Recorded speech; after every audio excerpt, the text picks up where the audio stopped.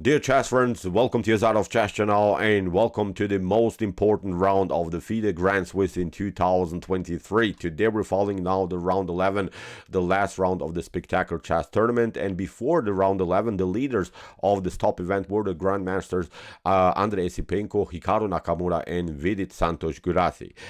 Unfortunately for Andrei Sipenko, he lost his game today with the black pieces against Anish Giri. Andrei Sipenko basically needed a draw in order to secure a place in the candidates, which was really, really crazy. So now Andrei is basically kicked out of the event. On the other hand, Hikaru Nakamura played a draw, an easy draw, I think, against Arjun Ergaisi with the black pieces. And with this draw, Hikaru Nakamura at least secured the second place and he secured a beautiful spot in the candidates in 2024. Really, really great stuff for us, I think, also for the chess community watching Hikaru again in the candidates. But we'll talk about the candidates a little bit later in this video. I wanted to show you who is already there and who still has chances maybe to reach the candidates in 2024. But we're starting now the last round with Vidit Santosh Gujrathi's game against Alexandr Predke. So because Andrei Sipenko lost his game because Hikaru Nakamura played only a draw, but as I said, it's a good draw for Hikaru. Here Vidit Santosh Gujrathi had a great chance with the win against Alexandr Predke to maybe even finish on the first place and of course also secure a place in the candidates 2024. So let's see now what happened. In my opinion, an amazing game, also very, very great strategic game in the Queen's Gambit accepted, also nice, very theoretical game here played by these two top grandmasters. So here in the game with the white pieces, Vidit Santosh Gujrathi opened with the move d4. We have d5 by Alexandr Predke, c4 the Queen's Gambit, and now we have the Queen's Gambit accepted with d takes c4. I think it's also understandable here the choice by Predke because he had also some theoretical chances to make the candidates if he maybe wins this last game with the black pieces against Vidit Santosh Gujrathi. And whenever you want to win a game with the black pieces against d4, basically you're trying it out maybe in the King's Indian or in the Queen's Gambit accepted. These are, I think, the most dynamic ideas with the black pieces against d4. So knight to f3, knight to f6, we have e3, the normal variation, e6, we have now bishop to c4, and now the idea is here with the move a6 to kick away the bishop with the move b5. Here we have kingside castling by Vidit, we have c5 by Predke, and now d takes c5. An interesting choice which simplifies the game enough, I think, for white, because in this symmetrical position and when the queens are off the board, I think this game is not so complicated to play for white, and it's understandable, I think, here for Vidit to play for an easy draw, because with the draw I think he should also secure his place, as I said, in the candidates 2024. But here Alexandr Predke bishop of course continues with bishop to c5, and here Vidit immediately trades off the queens off the board. As I said, the game is not so complicated anymore, the game is not so spectacular, but I think would still really, really beautiful tactical opportunities now for both sides. After king to d8, bishop to e2, king to e7, and now knight from b to d2. Of course, trying then afterwards knight to b3 and kicking away the bishop from this active square c5. Now after bishop to d7, now comes this idea, knight to b3, bishop to b6, and of course normal development here by Vidit Santosh Gujrathi. Normal development also by Predke, bishop to c3 is not allowing so far black to play the move knight to e4. This would be a good move for black, centralizing the knight, and of course kicking away also the dark square bishop here from this active square. But of course if you played it, then here the pawn on g7 is hanging. So that's why Predke played rook from h to g8. We have a rook to d1, and now after rook from a to d8 we have now sort of a novelty a move that has never been played so far in chess history, but we have reached many times similar positions, but now with a little bit different move order also here by black. Nothing spectacular so far going on. Both players have, I think, great activities. The pieces are good. Maybe here a slight disadvantage in black's position because of this bad light square bishop on d7, and maybe you can also play then bishop to c8, still have a rook connection, maybe competing here on the d file. But after rook from a to c1, now Alexandr Predke goes, I think, all in immediately. As I said, he had some really theoretical chances to reach the candidates 2024, so he gave his best. He played a very, very aggressive line g5, trying of course to kick away this knight from the square f3. In the game, Vidit continues with the normal plan, knight to d4, and here I think Alexandr Predke already doesn't react correctly. He plays now the move knight to d4, and this is, in my opinion, not good. This gives here white the opportunity to activate the pieces in a really spectacular way. A better choice was here to play knight to d5 instead of knight takes d4. You have to control further the b4 square. You see now why it wasn't so important for Predke to control the b4 square. For instance, after something like knight to c6, bishop to c6, you see there's no good check here by the dark square bishop on b4. Probably white should then continue with knight, bishop to a5, bishop to a5, knight to a5, maybe trying to attack the light square bishop, but again with good also opportunities for black. But here Predke played, I think, as I said, his first tiny little inaccuracy in the game, knight to d4, and here the fun part is that actually here Vidit doesn't have to take out now the knight on d4 immediately. He plays first of all bishop to b4. First delivers a check, the king has to step back, and you see now with this tiny little maneuver by Vidit, Predke lost now the rook connection. The rook connection is a very important stage because there is no connection between the two rooks, and now basically when the rooks are traded off, maybe here on the d file, white could occupy the d file, white could have an advantage here on the queen side with a beautiful rook activity. So see, it's not so good. After king to e8, of course, now knight takes d4 was played by Vidit. We have g4, and now knight to b3 with the preparation again to play knight to c5 and hit simply the weak pawn on b7. We have rook to g5 here. Predke prevents this idea. At least he's controlling now the c5 square, but Vidit is saying, I'll occupy the c5 square anyway, and there's nothing that you can do about it. But here again, Predke, I think, doesn't play the optimal move. He plays simply bishop to c5. He should have played simply bishop to c5, getting rid of this really unpleasant knight on c5. Now after rook to c5, you can of course play rook to d5, but I think the normal choice is here rook to c5, bishop to c5. Still of course,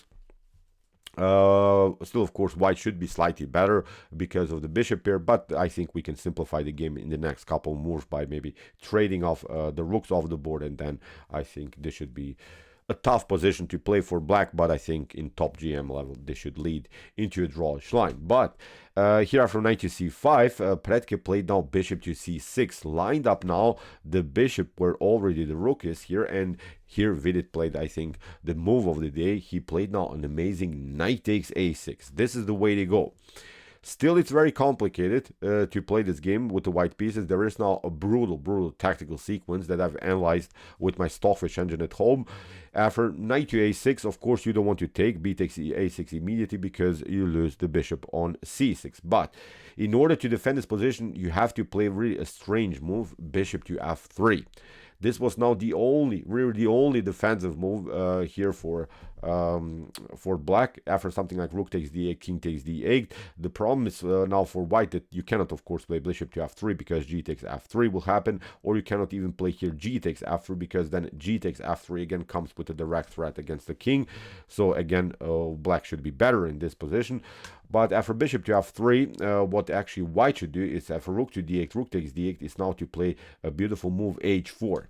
This move is not allowing these activities by the rook. If you play here g takes h3, then we can pick up finally the bishop here, and this should be then game over here for black. So you can of course try also here to now finally take out now the bishop on e2, but now we pick up the rook. You can of course get the knight out of the attack, and now after bishop to c5 and after a couple of trades of pieces, black could defend at least somehow this position by continuing with two minor pieces against the rook.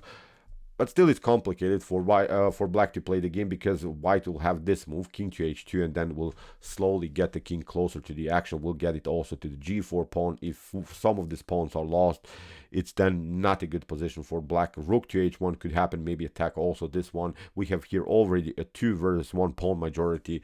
As I said, this was the only way maybe somehow to survive this knight takes a6 move by Vidit. But after knight to a6 here, Predke played knight to d7. And of course here bishop to f1, simply retreating, keeping here simply the tension. If again b takes a6 happens, then we still have this resource, rook takes c6.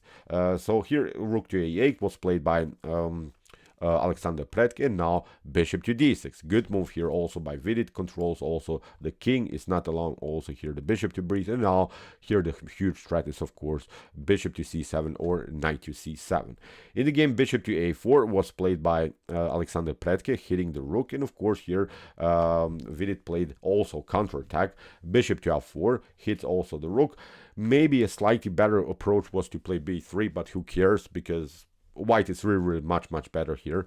b3 leads now into this line, bishop to b3, a takes b3. Now you can pick up the piece, and now with g3, bishop to g2, you will eventually attack the rook and maybe go free here with bishop to b7.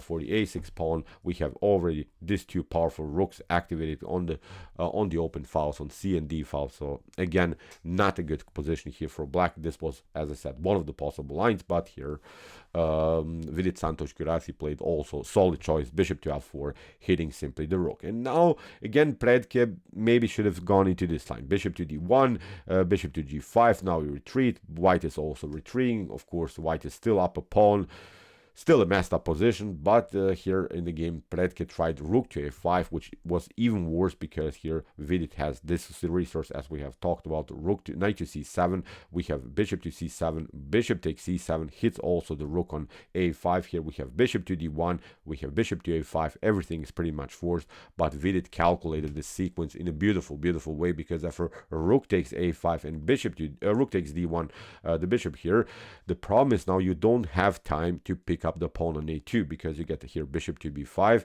and there's no good protection anymore of the knight. You lose the minor piece and eventually the game. This is not working. After rook to d1, here that's why knight to e5 was played, but now a4. Again, a good move here by Vidit Santosh Gujrathi. Again, rook takes a4 is not working because of bishop to b5. Here, this would lead now again into a losing game for black. After a4, we have rook to c5, rook to d4, rook to c1, and now rook to b4 here. Vidit goes, I think, into a normal idea in the endgame stage, wants to at least grab this pawn on b7 and have then two connected passers. Two connected passers would be very hard to handle then for black.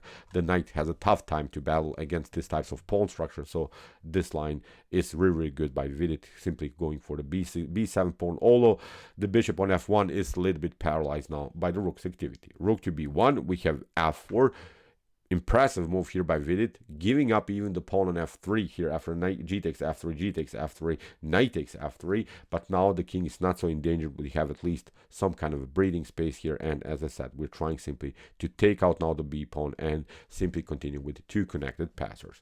Maybe here instead of knight to f3, you should go with your king towards this pawn, but still we can take rook takes b7. Now you have to go behind b3. So I think this is still a completely winning endgame here for white. But in the game after g takes f3, knight takes f3 was played, king to g2, knight to d2, bishop to d3, hits the rook, and now after a couple more moves here a rook to e1 was played by Predke. And now here Vidit goes for this main idea, rook takes b7, leaves of course the pawn on e3 unprotected. We have bishop to b5, we have king to f8, and of course Vidit is just pushing the pawn here on the a file, still continues to push it. After knight to e4, a couple of checks were possible, but now after move a7, this pawn is unstoppable. Here in the game, rook to e5 was played here after a couple more checks. Vidit placed his king on h1. No good checks are possible anymore by black, and in this position Alexandr Predke resigned. Great game by Vidit. I think very instructive game how to handle the queen's gambit accepted with the white pieces. This is a solid line, although I like more to keep my queens on the board in the beginning, but this is also really interesting approach, amazing approach, really nice strategic plan here that he created. Then afterwards, this two connected passers, really impressive game here by Vidit Santosh Gujrathi, which means now that Vidit is on the first place in this really strong tournament in 2023, one of the strongest chess events ever, and Vidit finished on the first place, has now a deserved place in the candidates in 2023. Here I wanted to show you who is already here in the candidates. We have here Jan Nepomniachtchi, who is the match runner-up. He finished, of course, in the second place in the FIDE World Chess Championship, so he has now also secured place. Magnus Carlsen is, of course, not playing. He won the FIDE World Cup 2023. His place is taken by Basov, who finished on the fourth place in the FIDE World Cup 2023. Ramesh Babu Praggnanandhaa is here. Fabiano Caruana is here. Fabi also finished in the World Cup on the third place, which is good, I think, for us to also see Fabi in the candidate 2024. As we said, Vidit Santosh Gujrathi here is also there, and also Hikaru Nakamura, who finished on the second place in the FIDE Grand Swiss 2023.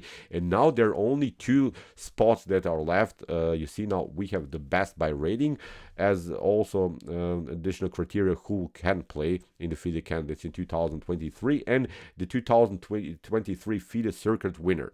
Here the best by rating, I think, should be Alireza Firouzja, or maybe even Anish Giri. Could be a possibility, but in the FIDE circuit winner tournaments, so these are the tournaments that are evaluated for the FIDE circuit in 2023.